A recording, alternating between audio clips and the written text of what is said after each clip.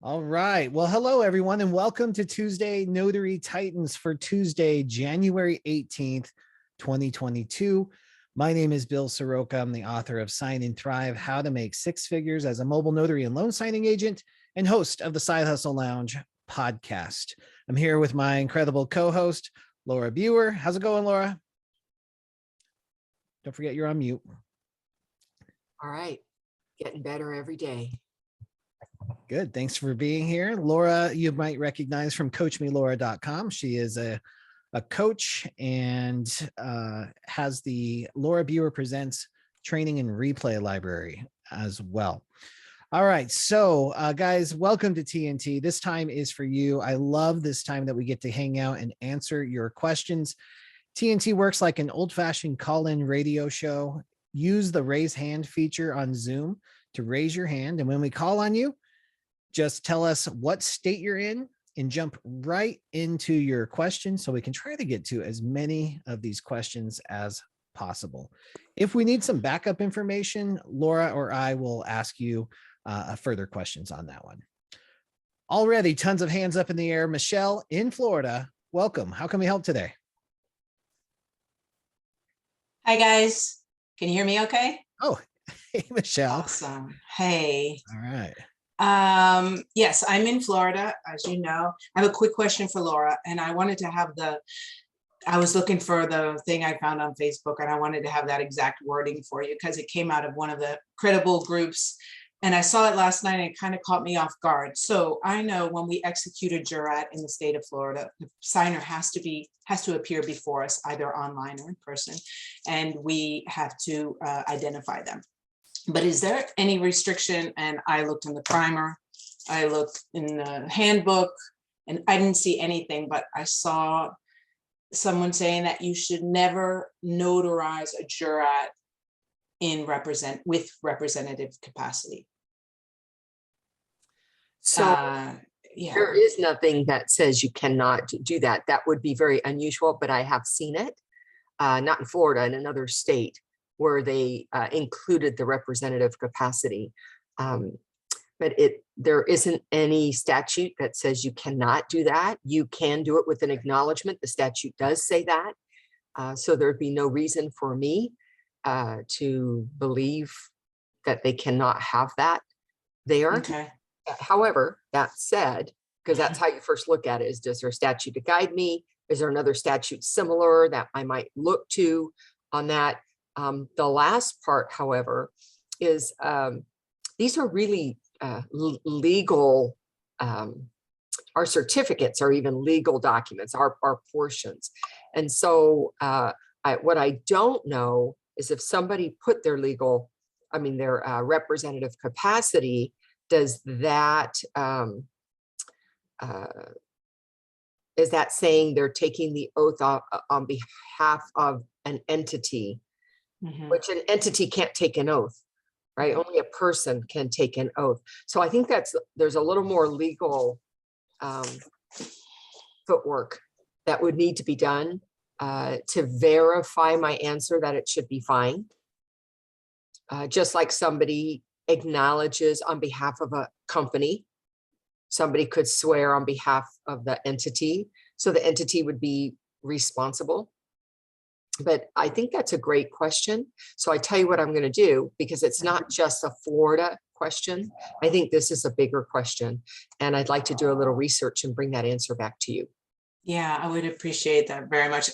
In hindsight, I looked back last night through some old files that I had and recent ones. And it seems that a lot of times in the jurat, I looked under the signature line, the jurats didn't include the manager or whatever the person's title was. But oftentimes it did. It was about 50-50.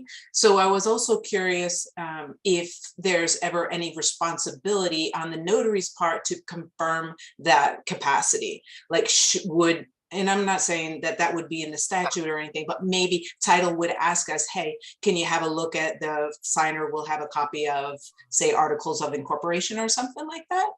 So that's a best practice for most states. However, there are specific states that either because of the wording of the certificate or because it's in their statute that they must get proof. But that's I state see. by state, and there's maybe a dozen states that have some level of requirement to see the proof. For the rest of us, it would be a good practice to ask, do you have something that shows you have that capacity? But if they didn't have it, it wouldn't mean you would stop the notarization because it wasn't a requirement in your state in the first place. Perfect. All right, great. I'm going to give you one other thing though. Assuming Mhm. if they didn't have that because they weren't prepared for that, Mhm. I would ask them to acknowledge to me verbally that they have the capacity. So are you the vice president of ABC company? When they say, yes, I am, I'd write that in my journal that they acknowledge to me they held the capacity. I have done that. Great. Thank you for confirming. Thanks, Laura, and I look forward to the rest of your answer when you have time. You're welcome. Thanks. All right, great question to kick us off. Yeah. Greg, thanks for being here. You want to unmute, tell us what state you're in and how we can help. I think you said me. Yes, I sure did. Yeah. Okay. Hi, I'm Greg. I'm from California.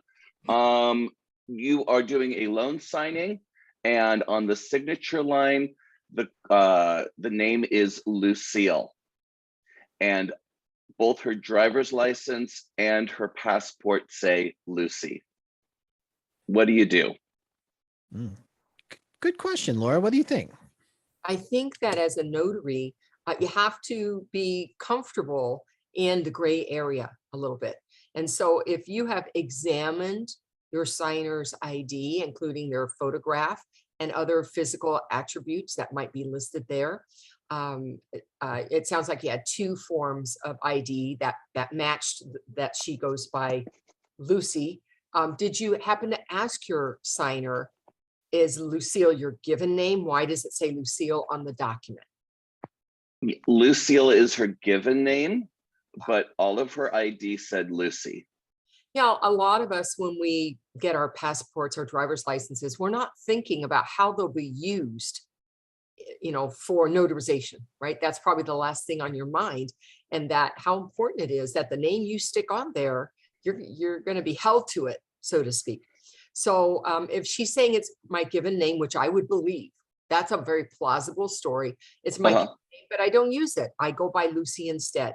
And everything else looks like it matches up. And remember, in loan signings, there's some vetting that happens before me. You could make a decision, Greg, as a notary, that you're satisfied. Remember, it's satisfactory evidence, that you're satisfied with the evidence. The law does not say it has to match. And common nicknames for given names should be an area that you can use your discretion and determine, do I feel like I could sit in front of Judge Judy and say that it was reasonable for me to believe Lucy is the same person? And if you feel that you could do that, I'd move forward. I wouldn't go any farther. Something you could do if you wanted to go a little farther is you could say, okay, Lucy, so you don't really use Lucille. Let me see what's in your wallet. Are your credit cards in Lucy? Right? To support the story, right? You can ask other things. You can always ask for more things to support what they're telling you. But you can make a decision. You don't need to call the lender and say, hey, I want you to redraw these documents. You could make a decision if you felt satisfied to accept Lucy, even though she's going to sign Lucille on the document. Okay, thank you. All right, great question, Greg. Thanks for being here. Thanks. Debbie Hudson, also in California. You want to unmute and tell us how we can help?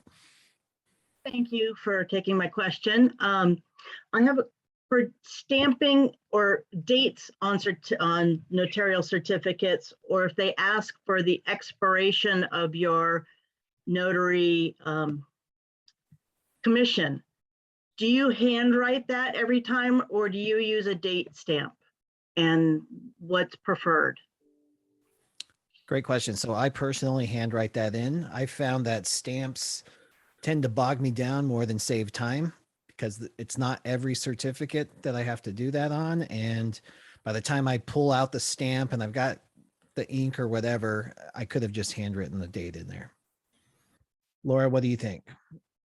So when I was using a paper journal and doing everything by paper, I pulled out several stamps. I had a date stamp and I had the word acknowledgement stamp to help expedite and not have to rewrite those things over and over again.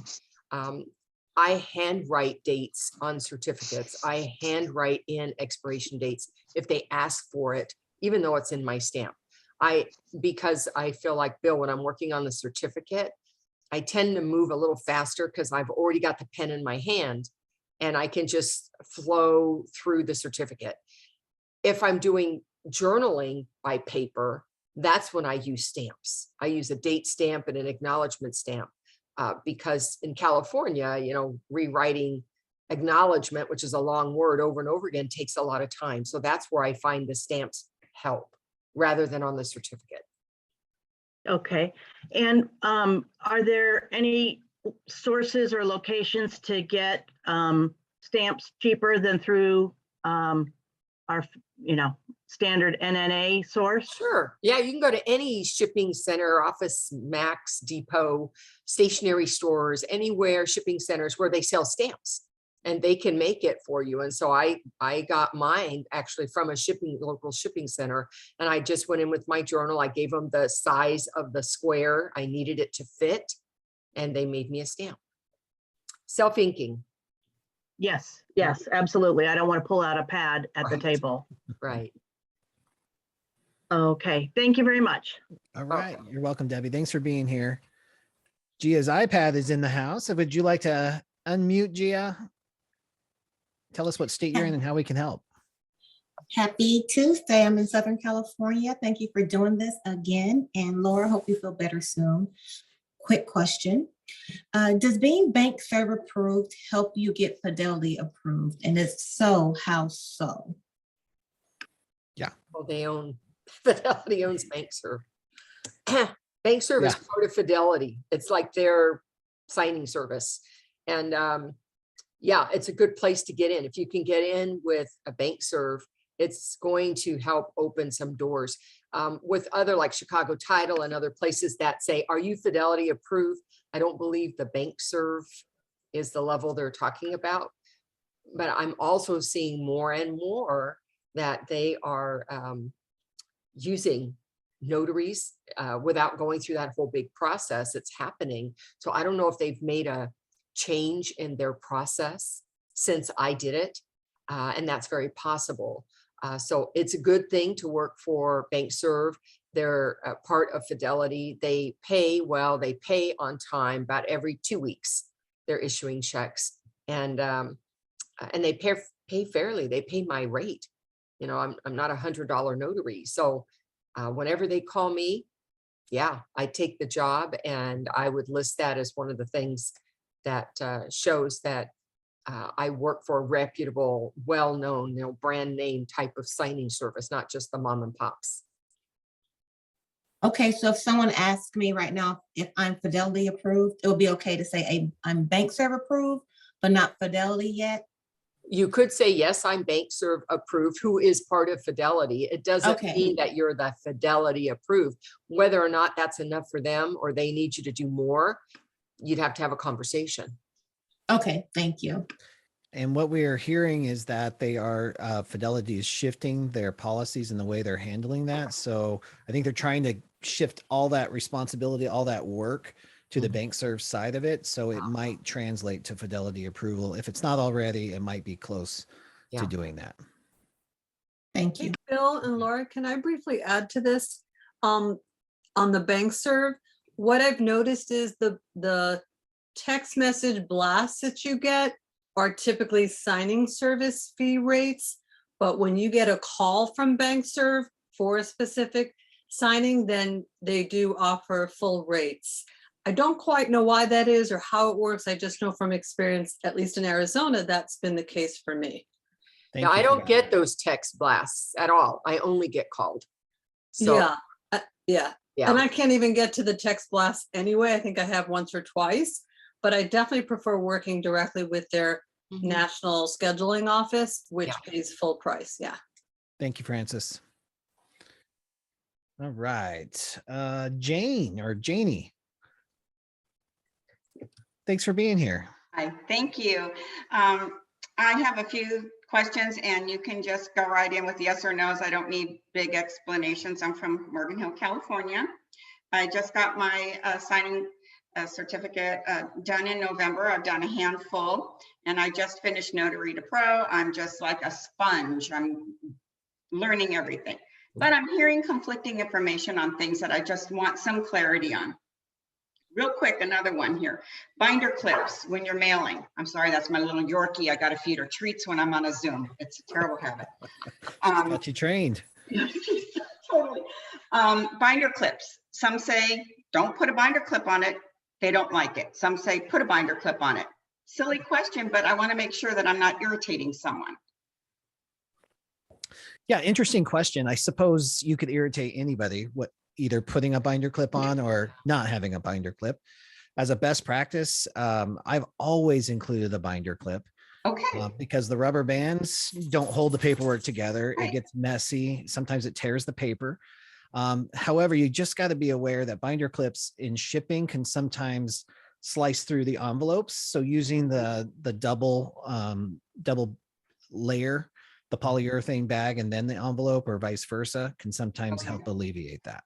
Laura, I love the binder clips. I've always used them. I've never heard a complaint from any company I've ever sent them to. What I do hear complaints about, not me personally, but when the paperwork is not secured, right? Yeah. That the check is floating around, or the paperwork is floating around and it's messy when it comes out of the package. That I hear complaints about, but never the binder clip. Okay. Okay, perfect. Thank you. Another real quick one. I don't want to take everybody's time, so tell me to stop when you want me to. Client copies. I heard it's okay to do back-to-back on the client copy. How do you feel about that? absolutely No. not. Never. No. Okay, I've never, but I heard it. Okay. So yeah, don't do, and I just want to elaborate, Jeannie, because it's Uh-huh. not even outside of you. There might be other people who might be thinking about doing that. I know we want to save paper. I know we want to save money, but that's the wrong place to do it. Right. You got to change your entire printer settings to do it. It costs you more time than it's going to save you, and it eliminates you being able to use that client copy as a That's backup right. copy if you make a mistake or something. So don't do it. It's not worth it. That's right. I didn't think about that. That's perfect. How about pre-populating your journal at home with the obvious items that could be put in the journal? Because sometimes you can have 10 lines, 12 lines to do. Yeah, I think California has some specific rules about that. Laura, you want to answer that one? Yeah, no, we're not allowed to pre-populate our journal before we go. We're supposed to do it at the table and find Okay. some other shortcuts. And there are other shortcuts that are legal to help you cut down your time. So one, make sure you're not repeating information that is optional, that you know what's required versus optional, because your journal may have extra things in there that was a good idea, but not required by law. And you don't want to take the time to repeat it over and over again. Okay. All right. So I'll look that up. Yeah, Definitely. there's only seven elements. That's it. Okay. Okay. And on the right to cancels, I'm sorry, on the right to cancels, all of them need to be signed by the client, correct? Even the ones that I'm leaving with them in their packet. Yes, that is absolutely That's correct. You true. have to have fully executed. Okay. Okay. And then that's it. I'm good. Thank you very much. Great I'll mute questions, myself Jamie. Thank you. now. Thank you. And I just want to clarify and elaborate on that last piece too, right? So if you're required to leave 3 copies behind for the borrower, you just want to make sure whatever copies you leave behind as their copies are fully signed, executed, dated, however they want it done on that. Just leaving the unsigned borrower copies behind, and that's the only copies you leave behind for them, that does not fulfill the requirement. They've got to be fully executed. All right, great questions. Randy Venters from Washington, thanks for being here. How can we help today? I've got specific questions about the journaling.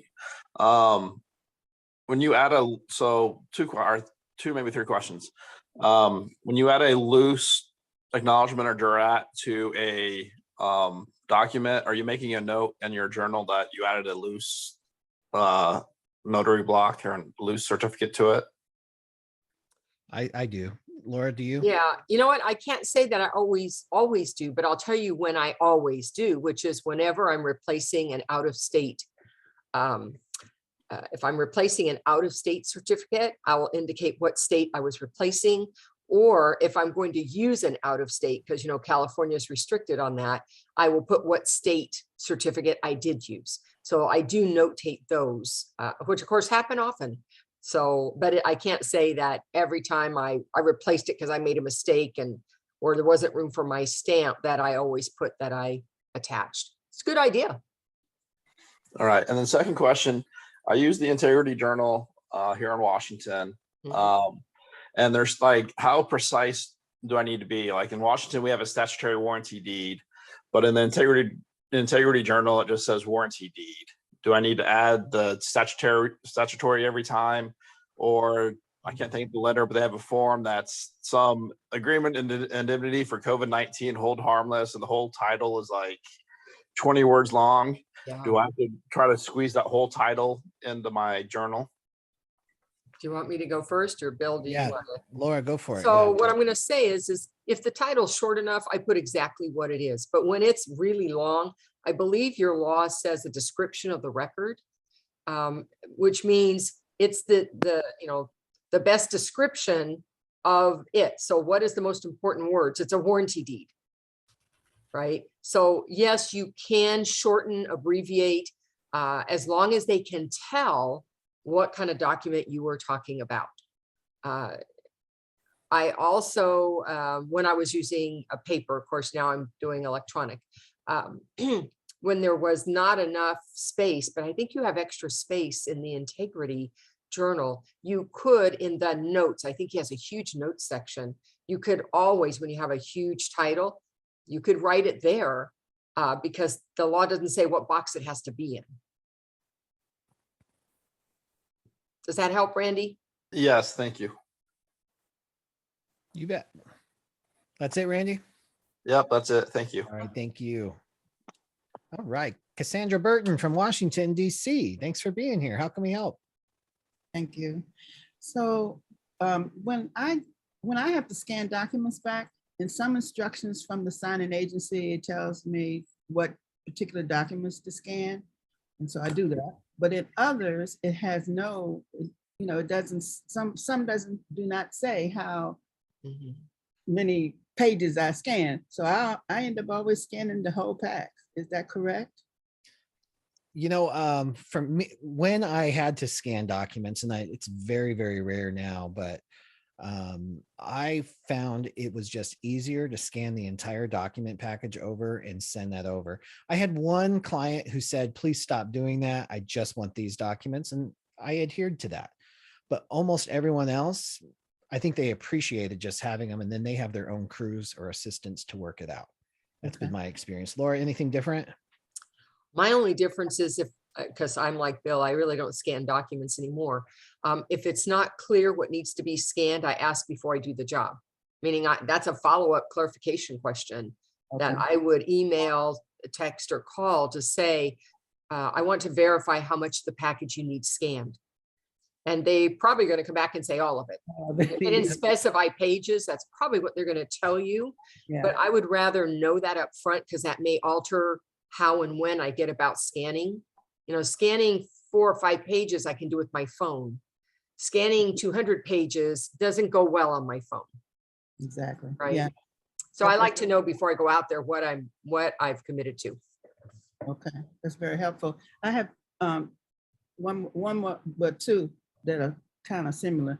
How do you know if your fees have been, you get these signings and they say your fee will be deducted if you do this, or you do this, and this. How do you ever know? I mean, as far as I can tell, I've never had my fees deducted, but if they were, do they send you a note saying you didn't do this and therefore I'm deducting by $5? So in my experience, yes, that's exactly what they do. They'll send you a notification. If it's an error that's significant, you'll definitely hear about it. Okay. That's one of the, I think I found to be the most frustrating part, or one of the frustrating parts of this business, is that you don't get feedback. You Right. know, you don't know. So no news ends up being good news because you haven't heard anything. Yeah. But they'll usually send that to you, or at the end of the month, they might have, and this depends on the company, they might have an itemization of your fee. I have also seen some companies where you just get a lower fee and it's like nobody ever mentioned anything, but they just lower the fee. I see. And Just this is try a it. quick follow-up, and that is, I had a settlement company that was using me regularly because the signing agency requested me. And I mean, back to back to back, all of a sudden, nothing. And I even talked to the settlement, one of the settlement people, and she said, no, you're fine. And I also talked to the agency rep that was saying, oh, you've been requested again. You must be doing something right. And I asked her, did they tell you I've done something wrong? She said, no. So I'm in limbo. And it's not, I don't think it's because business has slowed down. So I don't know. I don't know if there's anything else I should or could do. And that's my last question. I think that's a really great question. So in essence, you're kind of feeling like something's happened with the relationship. It's not a volume question. You just think you may have stepped on the toe, made a mistake, or done something, and you've reached out, you're not getting an answer or a clear, straight answer. Laura, how would you handle something like this? Well, first of all, I have worked for title companies where the properties it goes back to where the territory is that's being worked. And so you'll get a bunch of properties in that area because the territory was being worked. And so for refinances, right? And then they move into another territory and now it's outside of your area.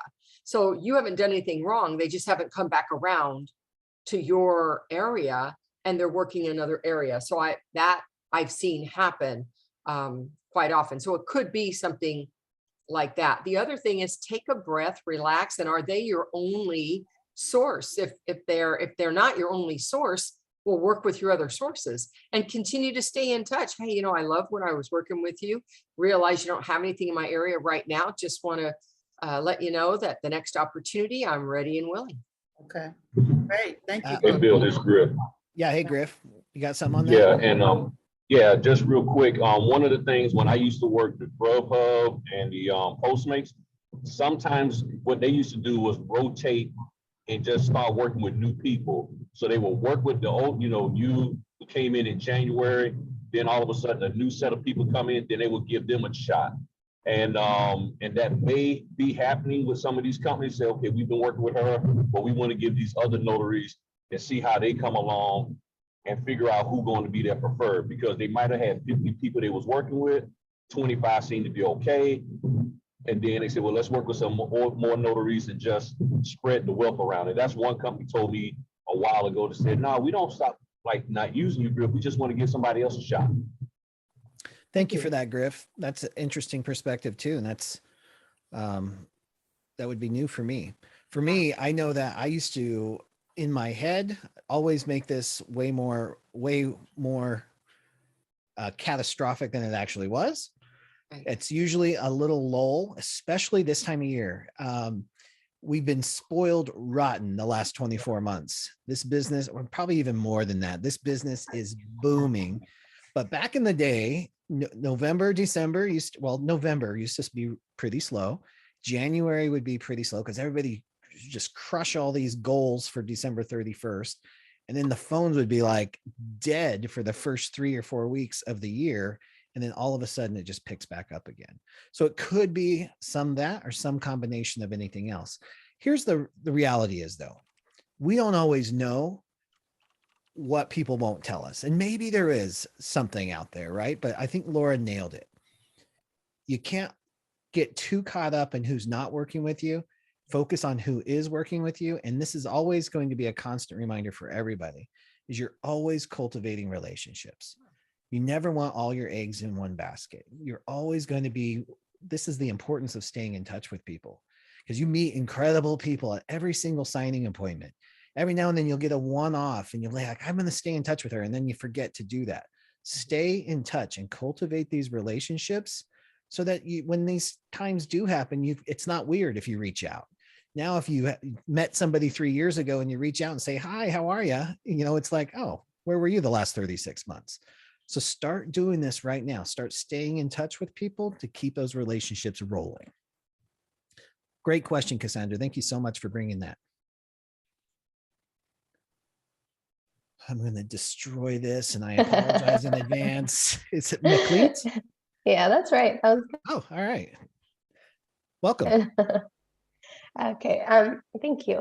I just had a couple of questions. One, kind of piggybacking off of what Jane was asking about the journal, but I recently had a signing of my own. I was closing on purchasing a home, and I had the notary had put in just one entry for like all of the items that she notarized, and we're in California.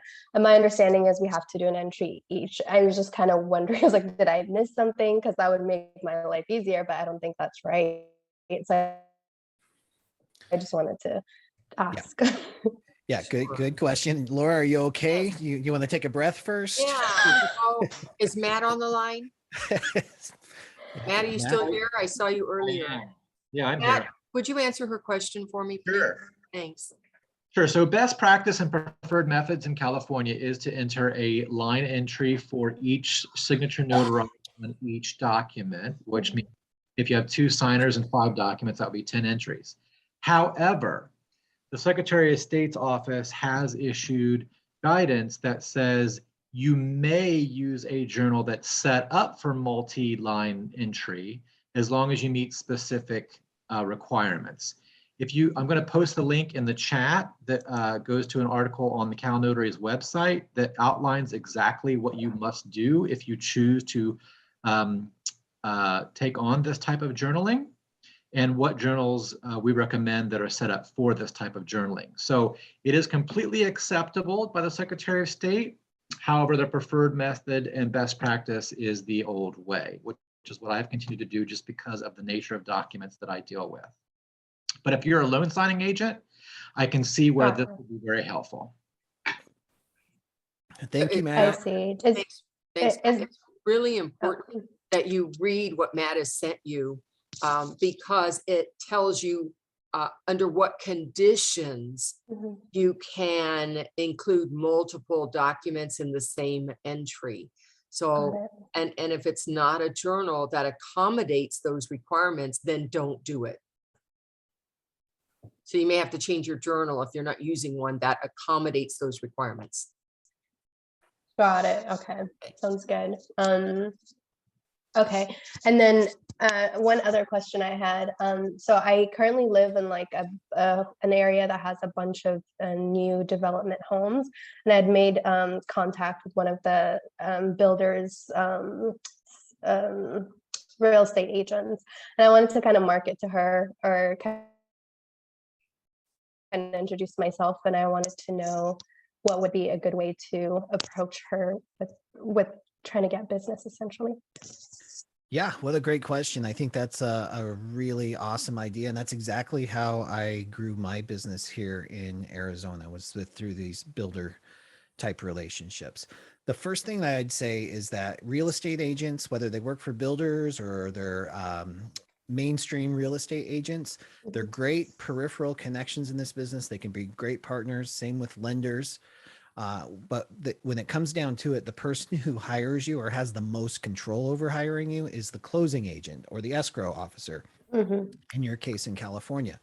So just keep in mind that all of these home builders and the real estate agents, they work with an escrow company as well. So they're going to have a title escrow company that they'll be closing this transaction with. So that might be a company that they own. Some of these builders own their own lenders, they own their own title companies, they own their own home inspection, they have insurance companies, they have all of that. So you might do a little bit of research first to see what it looks like. And then as you cultivate that relationship and you just let it grow, what your primary aim out of that, besides just having an awesome friend in the business and sending her business too, that's the fastest way in that door is to send people to her. But what you're looking for is a introduction or a connection to their title office. Who are they closing with? That's what you're looking for. Got it. Okay. That makes sense. Mhm. Thanks, Phil. Yeah, no problem. Now, also, guys, if you're in Sign and Thrive, you have access to the Morning Mastery program. That is the exact steps, like how I did this, because you don't have to stop there, McLean. You can, there's builders everywhere, and all of them, well, there's real estate agents everywhere where you can get these introductions, or you can start, this might be firing wheels, or I can't talk, firing ideas through your head right now. So you'd be thinking, okay, well, what about this builder? What about this builder? What about this builder? Oh, they got this whole subdivision over here. So this is where the Fab 100 list comes in. Just start writing down everybody that you want to do business with. Who's in the area? What's that home builder? And then start doing your research. Schedule this every day. Like, all right, who works for Mesquite Builders? Where do they have a title office? Who can I ascertain from the website? Do they own their own, or do they have a strategic partnership with another title company? Then you get in their orbit. You start liking their Facebook page, their LinkedIn page. You see who's working at that office. You utilize a 2 and 5 strategy just to see, is there something that jumps out at you, some way to connect? It takes a little bit of time, obviously, because you want it to be authentic, but it can pay off huge for you. Yeah, this is so helpful because I have like a ton of new build areas in this area. So this is firing off things in my head. So thank Awesome. you. You're so welcome. Yeah. Great. Thank you so much for being here. Laura, we're going to take a commercial interlude here. You want to tell everybody about Oregon? Yeah, great. Thanks. I kind of forgot all about that. So guys, every month I'm traveling to a different state, providing state specific training. And the real world part comes in because we use real documents, and we actually look at the documents and where our role is, where the customer's role is, and how that plays out. How do I apply the rules, all these statutes, when I'm looking at this document? And I think that's the shortcoming of most state trainings. So Oregon is the next one. It's this Saturday morning. And if you're interested, the link is coachmelora.com/small letters OR. You were right 100% of the time. So if you'll go to that, and Bill, if you put the link in there for me, coachmelora.com/OR, then you can see more information, and of course save $70 because we put a coupon code for you guys so that you get good pricing on that. So I hope I see you. It's 8 a.m. Pacific time. And Oregon, are you Pacific time too? Yes. I hope so. Then They it's are. then no, it's early for all of us. I should have made it later. It is. And guys, this is very limited seating, and it's already about halfway sold out. So if it is something that you're interested in and want to commit to, please get your seats right away.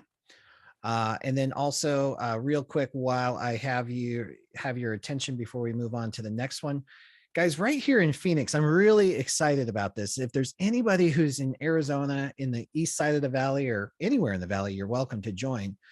I'm sponsoring an event called LinkedIn Local Phoenix, and it's going to be kind of a non-networking event. No business cards allowed. There's no exchanging of business cards. There's no business card ninjas in there. We're literally just going to take people that we have maybe in our LinkedIn connection and invite them to hang out in person. And if that hangout person is me, I'd love to meet at that event.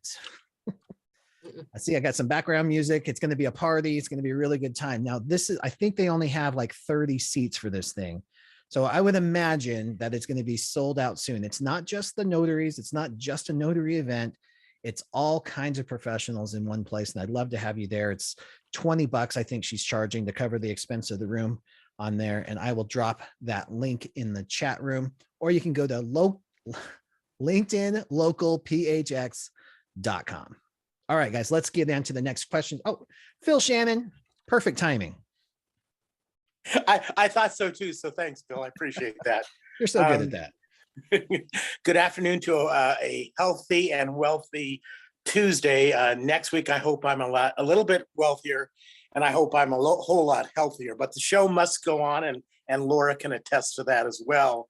We've got to do what we can do. So Today, after Tuesday Notary Titans, as I do every Tuesday, will be a short 25 to 35-minute Zoom where I discuss how to protect and grow your business and a great side hustle. Many of you know I was fortunate enough to be part of the Side Hustle Lounge with Mr. Soroka. We had a great time. Didn't talk much about business, but we talked a lot about mindset, and that is more important than anything specifically. It's being in the right mindset. So if you have not been to one of our Zooms or it's been a while, please feel free to come. I know Bill's already probably posted it on the chat because he's so far ahead of the game. It's crazy. But I will also post my phone number as well. So guys, thank you all very much. And I hope everybody is getting healthier and wealthier all at the same time. Thanks, Bill. Thanks, Laura. Thank you so much, Phil. Appreciate you being here, even when you're sick. Tabitha Benetti, ask her. Ask her, yes. Hi. California. Yes, Northern California. I'm in Sonoma County. So I do quite a bit of signings, about 40 a month. This isn't all I do. I work for a doctor as well. And the signing was pretty interesting yesterday. The couple was probably in their 40s when the husband sat down. He seemed kind of aloof. I was talking with her a lot and he just seemed very aloof. So when I started presenting the documents, it was like the second or third document was a disclosure, and he was sitting there literally reading these pages, and it was a pretty big pack. And I thought to myself, oh my God, this I'm going to be here forever. Well, all of a sudden the wife made a comment. He's afraid I'm going to steal his family's house. So of course, at that point, bells started going off in my mind. And she said, we're going to have you notarize a separate document. So I pulled out the grant deed and the deed of trust, and I showed him that it appeared to me the grant deed was moving the house, that house from his personal family trust into his and his wife's trust. And evidently, though, the property is his sole property. Well, so I explained to them that I was not a lawyer. She said, well, we talked to our financial advisor. The Fidelity title said this is how we had to do it. It was the only way we could qualify for the loan.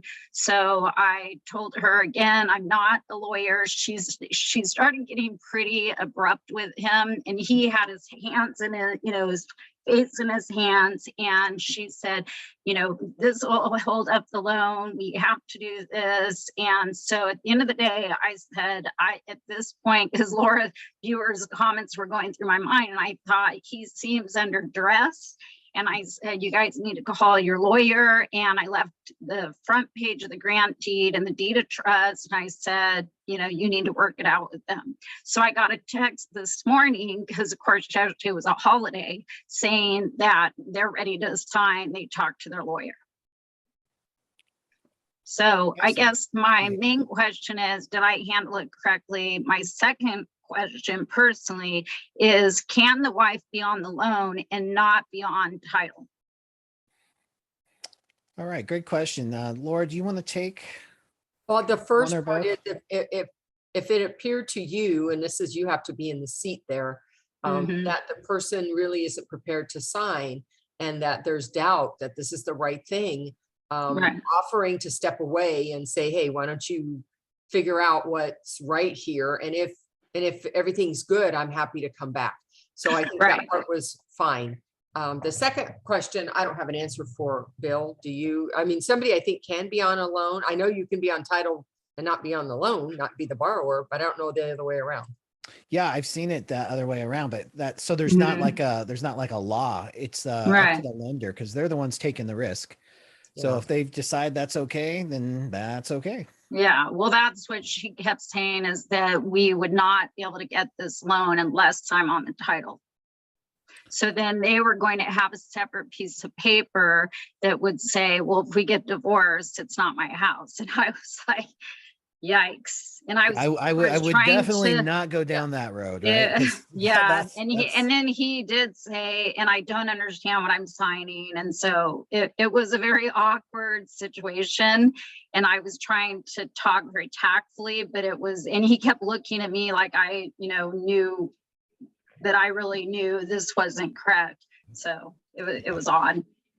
Yep, that's unusual. Thanks for highlighting that. Sometimes these marital situations are some of the most awkward parts of our job. And right now, it doesn't sound like they're getting a divorce, but it sounds like that might be on the horizon at some point, somewhere soon. But those divorce situations and it's just really awkward. And I think you did. I think you handled it really good, because we don't want to advise anybody in these situations. And Tabitha, if you end up taking a signing, I would probably make lots of notes on this just to make sure that's crystal clear.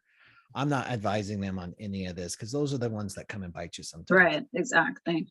All right, thank you. All right, thanks for bringing it up. All right, Deborah, welcome back. Hi, thank you. I've been sick too. First, I wanted to comment on the notarizations. I've been pre-populating my journals. I'm in Tennessee. My last refi, and I've only completed 3, had 27 notarizations. And I'm really struggling just to keep the signings under 2 hours with all of that. And so anyway, I'll have to review the law. I don't think we have laws in Tennessee against pre-populating. Yeah, you're okay in Tennessee. California is one of those states where you're not. There's a handful that say, if you see the word contemporaneously, that's telling you at the moment, that's when they're expecting it to be done. Okay. So you can look for that. I can also, if you email me, I can also look for you. I probably find it faster and get it right back to you. All right, thank you. And then, have you considered not doing paper journaling? Because there could be a faster way to handle it. I'm not RON certified, so. No, I just mean using an electronic journal instead of a paper journal. Oh, I didn't know you could use that unless you were RON. No, RON has to do with the method of notarization. What I'm talking about is they're in front of you, you're filling out the certificate by hand, but the journal's on your phone. Okay, I need to learn more about that. Could you send me information on that? Yeah, Deborah, if you'd email me, biewer@sbcglobal.net, then I'll follow up with some information for you. Okay. And then the other thing, when I receive an assignment, I'm putting it in my paper calendar, my iPhone, Notary Assist, and the Notary Journal for signings. I'm putting the same information 4 times. That's terribly inefficient. What's the better way to do it? Again, if I can have an opportunity to look up Tennessee specifically, I can tell you what it is, the minimum that you need in the journal so that you are not overwriting or repeating things that don't need to be repeated. Sometimes we see all the columns in the journal and we think we got to fill it all out, when in fact, not all of it's required. On this one, I'm not talking about the journaling per se. I'm talking about just from the business perspective. I'm afraid the internet will go down, so I write that the person's address and contact information on paper in my calendar, and then you put it in Notary Assist because of taxes coming. And I'm just writing the same information 4 times on each assignment, is what I'm saying. Oh, that's terribly inefficient, I think. Obviously it is. Bill, do you want to address that? Yeah, I can. So yeah, I think there's a little bit of an efficiency thing here too. Yeah. And I love to handwrite stuff, but this sounds like it might be a little over the top, Deborah. And I trust the calendar on my phone. That's where I put that information into my Google Calendar. Plus, I've got the email backups. Now, if you live in a rural area or something where internet service goes down and you can't access archived emails, or you can't access your cell phone calendar, like I've been in some remote areas, but I can always access my calendar. So there might be a need for that. It might not be absolutely necessary to at least write that part down. There is a certain reality though, because when you're using technology platforms like Notary Assist or Notary Gadget and having a calendar, there might be some duplication on that too. I'd love to hear in the chat though, if you have found a efficient method for managing your appointments, please include that in the chat so Deborah can see those options as well.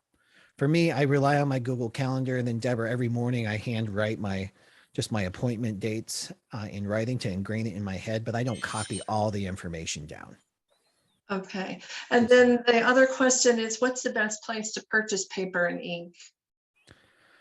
So I think that just varies. Again, I'd open that up to the chat for anybody who's found a really good deal, a buyer's club or something that you might be a part of, where you can get a good deal. So here's the trap that I don't recommend is, like, we want to save some money, but you don't want to spend hours hunting to save pennies when you could be spending those hours marketing and building relationships. So do your best to find a coupon or coupon code or a buyer's group or whatever it might be to save some money, especially on legal paper right now, but don't overdo it. Okay. And I think we got some great suggestions coming in the chat there. Thank you. Is there a way to print that out on the chat?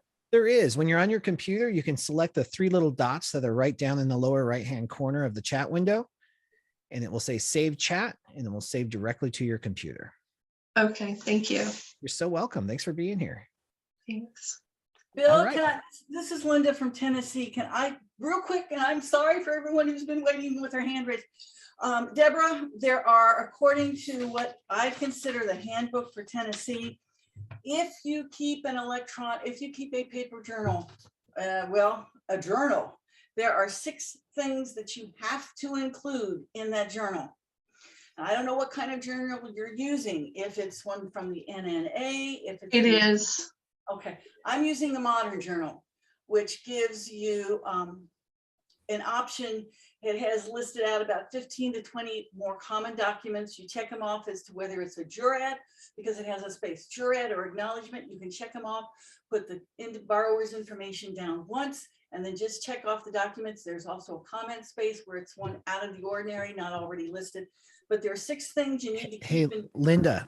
I can put that in the chat if you'd like. Yeah, or just connect even via email. Would you mind that? Not at all. Awesome. Do you mind that, Deborah? No, that'd be great.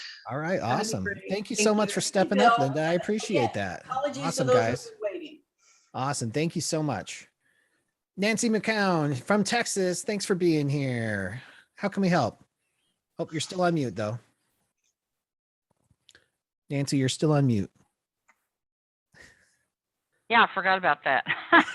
Hi, everybody. It's my second time here. I was invited by Diana Hanson, who is also in Saginaw, Texas, and well known to most of y'all.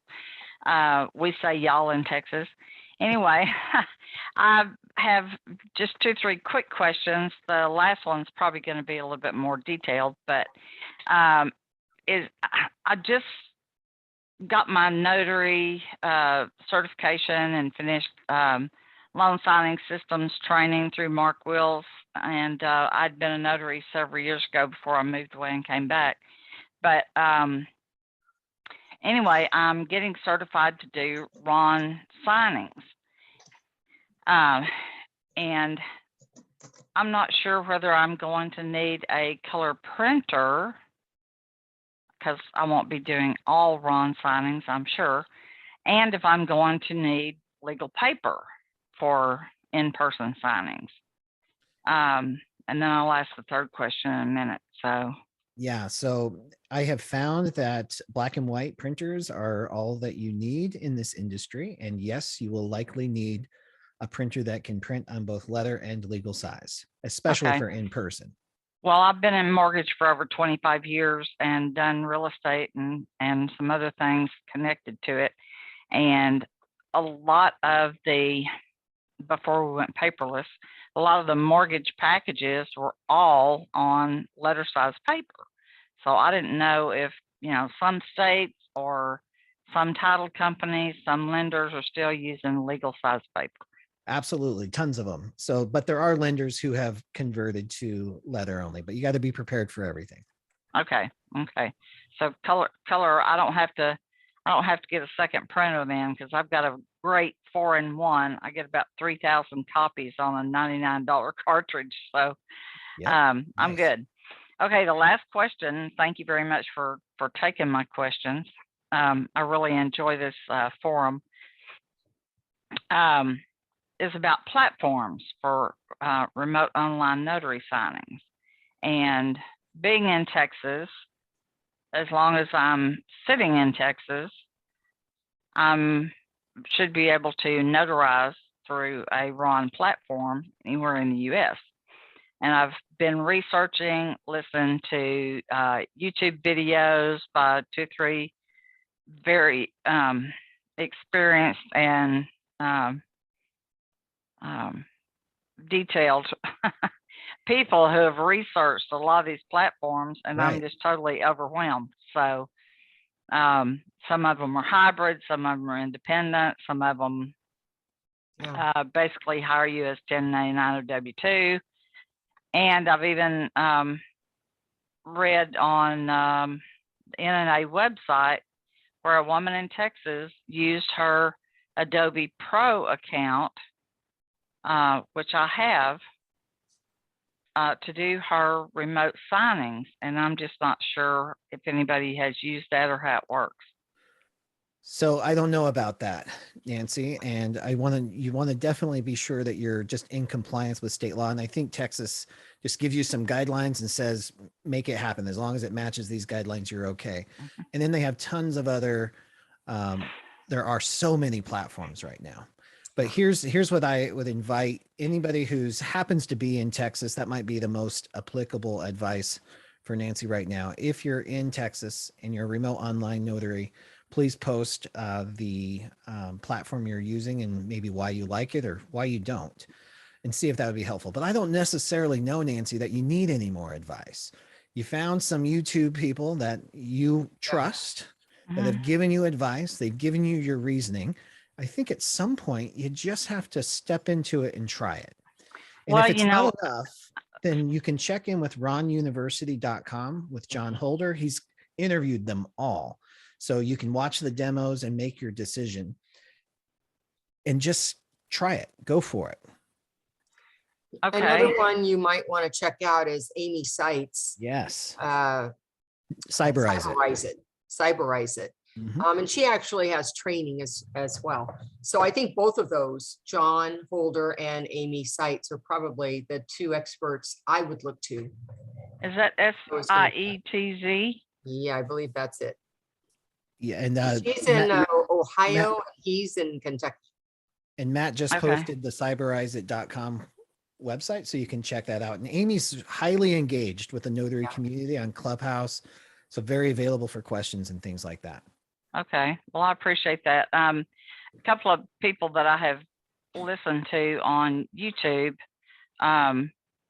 give you the pros and cons, the cost. Some of them of the platforms want an upfront fee, but they provide your notary seal and notary journal and all that, and just charge you per month or per document or per notarization. So, you know, I was just wondering what to be continued, because there's a lot going on. RONs are using. Yeah. Yeah. Okay. Yeah. And guys, if there's any, even if you're in other states, if you found a RON platform you like, share that with Nancy in the chat window. Sure. Nancy, awesome. Thank you so much for being here. Welcome. And Diane, thanks for bringing Nancy over. Appreciate it. Hi, Diane. I think we have time for one more question. Linda Stern from California. Thanks for being here. Hi, thank you. I just have a couple of questions. First, a quick one. In California, now on the notarial certificates in California, is it okay to use a date stamp or a name, comma, notary public stamp on the certificate? Yes, you can. It just may or may not be part of your flow. But yes, you can use an ink stamp versus hand print. Okay. I just don't like doing it. It takes me time to line it up in the spaces. Sometimes the certificate says Notary Public and sometimes it doesn't. So I just like to handwrite everything out that I have to fill out, and I save stamps for paper journals. Oh yeah, well, I'm having problems with my hands, so I just wanted to make sure of that. Sure. Okay. Second thing is regarding the whole California versus everyone about correcting notarial certificates. Is there a requirement that notary certificate date must match the signing date for recording purposes in California? I'm sorry, you kind of broke out for me. So I didn't hear your actual question about recording. Oh, I'm sorry. Is there a requirement that the date on the notary certificate must match the signing date for recording purposes in California? I do not believe that is a recording law. However, there are lenders that require it. And if they require it, then so they require it. An acknowledgement is all about being told you that a person signed it and it did not have to happen on that day. You know, the signing did not have to happen on that day. Just the acknowledgement part had to happen on that day. So that's what notary law says. Now you're talking recording law, which is not our law, right? That's another area of the books. But lenders could enforce saying it must match. That's what they want. That's their requirement. And that's the end of the story. If that's what they want, you're done.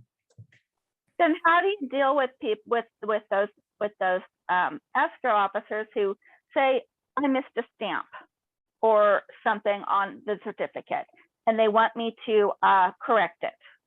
I mean, California, yes. Okay, so let me wind it up for you because we're at the end.